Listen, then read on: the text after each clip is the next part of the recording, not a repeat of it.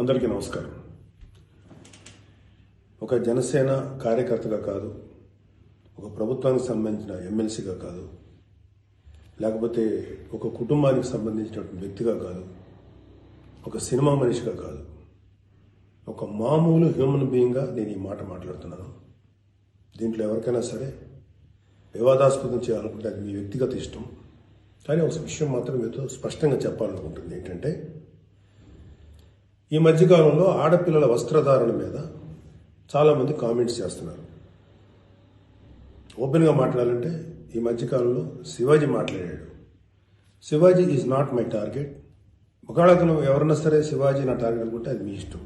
కానీ ఒక type of మన సమాజంలో ఒక రకమైన రుగ్మత వెళుతుంది. అదేంటంటే moral policing. It's called moral policing. ఎంత మిత్తులో బతుకుతున్నారంటే సామాన్య జనం చాలామంది ఈ మేల్ చావనిస్టిక్ సొసైటీ, మగ అహంకారంతో ఉన్నటువంటి మన సమాజం, ఆడపిల్ల ఎలా ఉండాలి, ఆడపిల్ల వస్త్రధారణ ఎలా ఉండాలి, ఆడపిల్లలు ఎలా మాట్లాడాలి, ఆడపిల్లలు ఏం మాట్లాడాలి, ఏమి మాట్లాడకూడదు, దీని మీద ప్రతి ఒక్కడు, అతను పండితుడు కానించి పామరుడు దాకా ప్రతి ఒక్కడు ఆడపిల్ల ఎలా ఉండాలో మాట్లాడతారు. ఫస్ట్ పాయింట్, దీన్ని మోరల్ పోలీసింగ్ అంటారు. ఇది ఎగెనెస్ట్ కాన్స్టిట్యూషన్. ఒక ఆడపిల్ల ఇలాంటి వస్త్రధారణ చేసుకోకూడదు, ఒక ఆడపిల్ల ఇలాంటి వస్త్రధారణ చేసుకోవాలి అని చెప్పడానికి మీకేం హక్కు ఉంది? ఏ రైట్ ఉంది మీకు? అంటే మగవాడు కాబట్టి ఎవరి గురించి అని ఏదైనా స్వేచ్ఛగా మాట్లాడతారా? దురదృష్టం ఏంటంటే ఇలా మాట్లాడే మగవాళ్ళకు కూడా ఆడవాళ్ళ నుంచి ఒక రకమైన మద్దతు లభిస్తుంది. మనస్ఫూర్తిగా చెప్తున్నాను, ఖచ్చితంగా వాళ్ళ మనసు నుంచి వచ్చింది కాదు. అందరి యాక్సెప్టెన్స్, భర్త ఏమనుకుంటాడో, ఆ చుట్టుపక్కల మగవాళ్ళు ఏమనుకుంటారో, ఇంకొక వ్యక్తులు ఏమనుకుంటారో అనే మాట్లాడే ఆడవాళ్ళే తప్ప ఇన్నరగా ప్రతి ఆడబిడ్డకి ఒక సెల్ఫ్ రెస్పెక్ట్ ఉంటుంది. ఎలాగో ఒక ఆడపిల్ల డ్రెస్ ఇలా ఉండాలని మనం అడుగుతాం, ఎలాగో ఒక ఆడపిల్ల ఈ డ్రెస్ వేసుకోవాలని చెప్తాం. ప్రపంచంలో ఫ్యాషన్ అనేక రకాలుగా మారుతుంటుంది. అది ఎలాగైనా ఉండొచ్చు. దయచేసి మన చెల్లెలు, మన తల్లి, మన చెల్లెలు అందరూ మనవాళ్లే, మన బిడ్డలే. ఆడపిల్ల కాబట్టి ఆ అమ్మాయి ఇలా ఉండాలని చెప్పే హక్కు మనకు లేదు. నేను ఇవాళ మీ అందరి ముందు ఒకప్పుడు నేను కూడా అలాంటి ఇన్ఫ్లుయెన్స్లో ఉండి తర్వాత రియలైజ్ అయ్యే తప్పు కదా, నాకేం హక్కు ఉంది, ఒక ఆడబిడ్డ ఇలా ఉండాలి అని చెప్పే హక్కు నాకేముందని చెప్పి నేను మార్చుకొని నేను అటువైపు వెళ్తే నాకు ఇంకొక రకమైన ప్రపంచం కనపడింది. అరే వాళ్ళు ఏం తప్పు చేశారయ్యా, వాళ్ళు ఏం తప్పులు చేశారని చెప్పి వాళ్ళని అడ్డగోలుగా మీద పడిపోతున్నాం. ఇలా డ్రెస్ వేసుకోవాలి, వేసుకోకపోతే చాలా వాళ్ళని ఒక తప్పుడు క్యారెక్టర్లుగా ఎలా ట్రీట్ చేస్తారు? సరే, ఒక విషయం చెప్తున్నాను. ప్రపంచవ్యాప్తంగా ఉన్న విషయం ఏంటంటే ఆడపిల్లల మీద జరిగేటువంటి అట్రాసిటీస్ వాళ్ళు వేసుకున్న వస్త్రధారణ మీద కాదు, మగవాడి యొక్క క్రూరత్వం, మగవాడి యొక్క బలం, పశు బలం, వీటి మీద దీనికి తగ్గట్టుగా వాడి పశుబలానికి, వాడి క్రూరత్వానికి తగ్గట్టుగా ఆడపిల్లలు బలైపోతారు తప్ప ఏ ఆడపిల్ల కూడా వస్త్రధారణ మీద అవ్వలేదు. ఇది మిత్. మీరు కావాలంటే ఏ ఛానల్లను చూడండి, ఏ యూట్యూబ్లను కొట్టండి, లేకపోతే ఏ గూగుల్లోనే వెతకండి, చరిత్ర చూసుకోండి. ప్రతివాడు స్టేజ్ ఎక్కేసి ఆడపిల్ల ఇలా ఉండాలి, అలా ఉండాలి, మీరు ఎప్పుడు చెప్పడానికి ఆడపిల్ల ఇలా ఉండాలని బతకనేయండి. ఏ మగవాడితో సమానంగా బతికే హక్కు లేదా ఆడపిల్లలకి? ఏ వాళ్ళకి నచ్చిన డ్రెస్ వేసుకునే హక్కు లేదా? సెక్యూరిటీ అనేది ప్రతి ఒక్కరి హక్కు, ప్రతి ఒక్కరి ఇవ్వదు, ఆడ కానీ మగ కానీ. అయితే ఎస్పెషల్లీ ఆడపిల్లలు రక్షించాల్సినటువంటి వ్యవస్థలు, ఆడపిల్లలు రక్షించాల్సినటువంటి పరిస్థితులు లేవు. అంటే మోస్ట్ ఇన్సెక్యూర్ ప్రపంచంలోనే ఇంకా మనం ఉన్నాం. నా యొక్క కన్సర్న్ ఏంటంటే మీరు ఎలాగైనా ఉండండి అమ్మా, ఎంత స్వేచ్ఛగానే ఉండండి, ఎలాంటి వస్త్రధారణను చేసుకోండి. కానీ మీరు అది సెలబ్రిటీ అవనండి, సినిమా యాక్ట్రెస్ అవనండి, పాలిటిక్స్లో ఉన్నటువంటి ఫిమేల్ అవనండి, చిన్నపిల్లలు అవనండి, పెద్దవాళ్ళు అవనండి, మీరు బయటికి వెళ్ళేటప్పుడు, మీరు వెళ్లాల్సినప్పుడు ప్రాపర్ రక్షణ వ్యవస్థను ఏర్పాటు చేసుకోండి. వ్యక్తిగతంగా మిమ్మల్ని మీరు రక్షించుకునేటువంటి వ్యవస్థను ఏర్పాటు చేసుకోండి. మీరు అవసరమైతే ఒక ఆత్మరక్షణ సంబంధించినటువంటి విద్యలను నేర్చుకోండి, లేదా ప్రాపర్ ప్రొటెక్షన్ అంటే ఒక సెక్యూరిటీ పెట్టుకుని ముందుకెళ్ళండి. మన దురదృష్టం, మన కర్మ ఏంటంటే ఇంకా మేల్ చావనిస్టిక్ పిగ్స్ ఉన్నటువంటి మన సమాజం ఇది. దుర్మార్గులైనటువంటి మగ జాతి ఉన్నటువంటి సమాజం ఉంది. ఎలా పడితే అలాగ అవకాశం దొరికితే చిన్న పెద్ద తేడా లేకుండా పశువుల్లా ప్రవర్తించేటువంటి మనస్తత్వం చాలా మంది మగవాళ్ళలో ఉంది. పబ్లిక్లో ఒకేసారి గుంపుగా చేసేటువంటి అకృత్యానికి మేము దొరకమనేటువంటి మనస్తత్వంలో ఉన్నారు. మీరు ఎలా ఉండాలో అలా ఉండండి, మీకు ఎలా కావాలో అలాగే ఉండండి, ఎలాంటి డ్రెస్ వేసుకోవాలో అలాగే వేసుకోండి, తప్పలేదు. చెడ్డ పనులు చేయకండి, యాంటీ సోషల్ ఎలిమెంట్స్గా బారకండి, క్రైమ్ చేయకండి, ఇది చెప్పండి మీరు. అంతేగాని ఇలాంటి డ్రెస్ వేసుకోవద్దు, ఇలా ఉండొద్దు, ఎలా హక్కు ఉందండి మనకి? మగవాళ్ళకి ఏ హక్కు ఉందండి? మహా చెప్పాలనుకుంటే అమ్మ మీ మీద ఎవరైనా అటాక్ చేస్తే తిరిగి కొట్టగలిగేటువంటి శక్తిని సంపాదించుకోండి, డిఫెన్స్ నేర్చుకోండి. ఇది ఒళ్ళంతా బట్టలు కప్పుకున్న ఆడబిడ్డలకి ఇదే వర్తిస్తుంది. ఒక స్టైల్గానో లేకపోతే ఒక మోడర్న్గా ఆడుకున్న డ్రెస్ వేసుకున్న ఆడపిల్లలకి ఇదే వర్తిస్తుంది.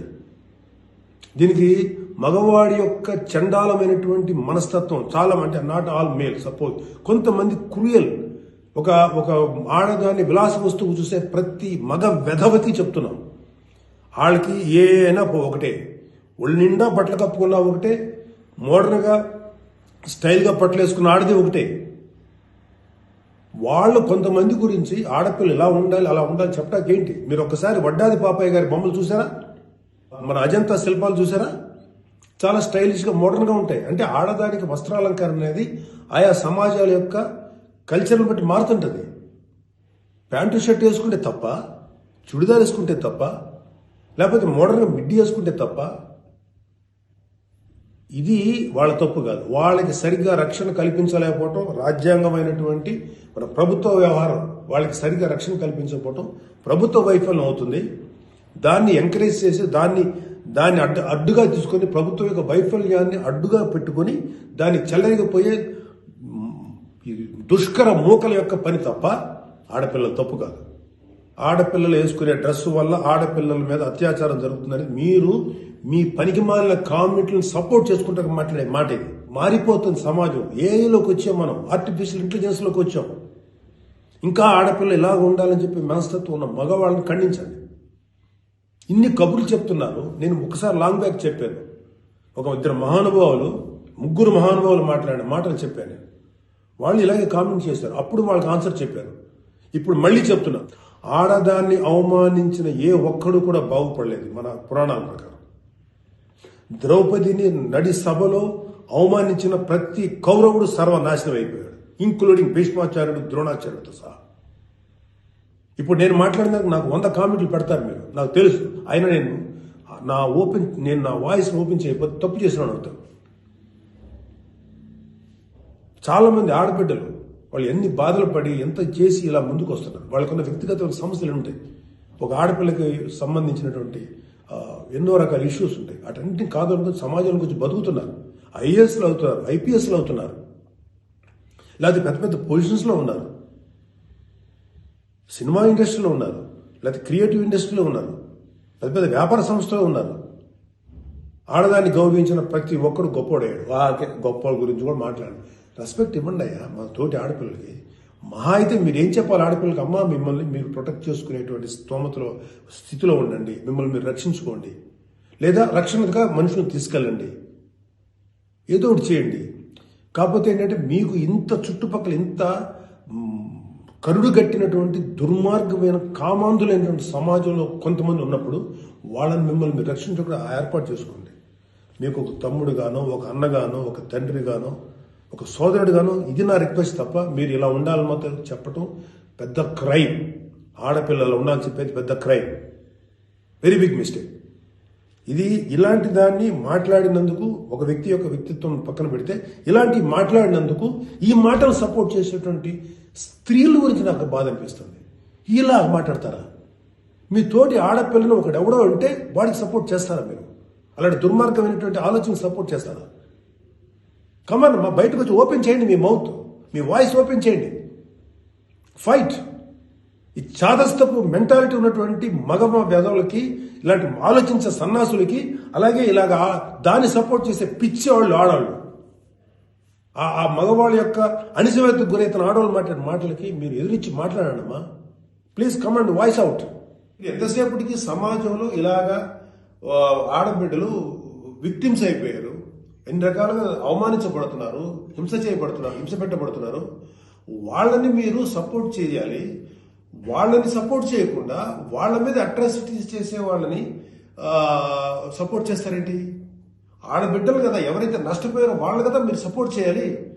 ఒక మాల్లో ఒక ఆడబిడ్డ మీద అవమానించిన ఆ మగాళ్ళని కెమెరాలో పట్టుకొని ఎవడెవడో ఎరగదీసి మధ్యలో ఎరగదీసి చెప్పుతో సెంటర్లో కొట్టుకుంటూ తీసుకెళ్లాలి కదా. అది కదా మీరు చేయాల్సిన పని. వాళ్ళని అడగాలి కదా, వాళ్ళని శిక్షణ చెప్పాలి కదా. నువ్వు జాగ్రత్తగా ఉండి ఎంత జాగ్రత్తగా ఉండాలి? ఎందుకు ఉండాలి? ప్రతిసారి ఎప్పుడు విక్టిమ్ అయిపోయిన ఆడబిడ్డల మీదే మీరు క్రైమ్ నేరం మోపుతుంటే, వాళ్లే తప్పు అంటుంటే అంటే పర్లేదు, ఆడబిడ్డల మీద క్రైమ్ చేసిన తప్పలేదు, వాళ్ళు జాగ్రత్తగా ఉండాలి, మగవాళ్ళు మాత్రం ఏమనకూడదా? వాళ్ళకి చెప్పండి. దుర్మార్గం చేసిన ఆడబిడ్డల మీద దుర్మార్గం చేసిన మగవేదలు చెప్పు తీసుకుంటారా మాట్లాడండి మీరు దమ్ముంటే. అంతేగాని ఎవరైతే నష్టపోయారో వాళ్ళను అనకండి. ఆ స్థానంలో మన బిడ్డలుంటే ఎంత బాధపడతారో అది ఆలోచించండి. ఈ మోరల్ పోలీసింగ్ నుంచి మీరు బయటపడేదాకా మీరు మనుషులు కాదు. Moral policing is a bloody nasty thing. ప్రపంచం అంతా ఆడబిడ్డలంతా సఫర్ అవుతుంది మోరల్ పోలీసింగ్. ఈ మోరల్ పోలీసింగ్ ఎక్కువ ఆడపిల్లల మీద రుద్దపడుతుంది. ప్రపంచవ్యాప్తంగా ఆడపిల్లల మీద రుద్దపడుతుంది. ఎవరైతే సమాజంలో గొప్పగా మాట్లాడుకున్న వ్యక్తులు ఉన్నారో వాళ్ళకి చెప్పండి. వాళ్ళందరూ వచ్చి మాట్లాడాల్సిన అవసరం ఉంది. ఎంతకాలం ఆడపిల్లల మీద ఈ అణిచివేత మీరు అవలంబిస్తారు? ఎంతకాలం వాళ్ళు అణిచివేస్తారు? అలా అని చెప్పి సాంప్రదాయాలు వదలమని చెప్పలా. మీరు సాంప్రదాయాలు ఫాలో అవ్వండి, రిచువల్స్ ఫాలో అవ్వండి, మీ గౌరవనీయమైన మీ మతాల్ని ఫాలో అవ్వండి. కానీ స్వేచ్ఛ, డ్రెస్ అనేది ఒక వ్యక్తిగత స్వేచ్ఛ. ఒక ఆడపిల్ల ఎలా కనపడాలి, అందంగా కనపడాలి అనుకోవటం తప్పులేదు. అది అమ్మాయి యొక్క వ్యక్తిగత విషయం. అమ్మాయి మితిమీరి ప్రవర్తిస్తే లా అండ్ ఆర్డర్ ఉంది, లా అండ్ ఆర్డర్ చూసుకుంటుంది. అలాంటి ఆడపిల్లలకి రక్షణ కల్పించడంలో విఫలమైనటువంటి రక్షణ వ్యవస్థ ఏమో తప్పు అవుతుందేమో, కానీ ఆడపిల్లలు తప్పు కాదు. ఆడబిడ్డలకి నాలాంటి వాళ్ళు కొంతమంది ఉన్నాం, ఇంకా చాలా మంది ఉన్నాం. అదే చెప్తున్నాను, మీకోసం మేము ముందుకు వస్తాం, మాట్లాడతాం. యాక్చువల్గా నాకు ఎవరు మాట్లాడతారు ఏదో, నేను మాట్లాడాల్సిన టైం ఇది. This is my responsibility towards women. ప్రతి తల్లి, ప్రతి బిడ్డ ఆడది లేకపోతే మగాడు లేడు కదా. ఎలాగ మనం ఒక ఆడపిల్లను అవమానిస్తాం? ఒక ఆడపిల్లను అవమానించినప్పుడు నా తల్లి గుర్తురాదా, నా చెల్లి గుర్తురాదా, నా బిడ్డ గుర్తుకురారా? ఇదే చెప్తున్నాను. ఇలాగ ఎవడైతే సమాజంలో ఆడపిల్లలు ఇలా ఉండాలని చెప్పారో వాళ్ళకి చెప్పు తీసుకొట్టేలాగా మీరు సమాధానం చెప్పకపోతే, ఇప్పటికైనా మీరు వాయిస్ అవుట్ చేయకపోతే మిమ్మల్ని మీరే నష్టపరుచున్నట్టమ్మా.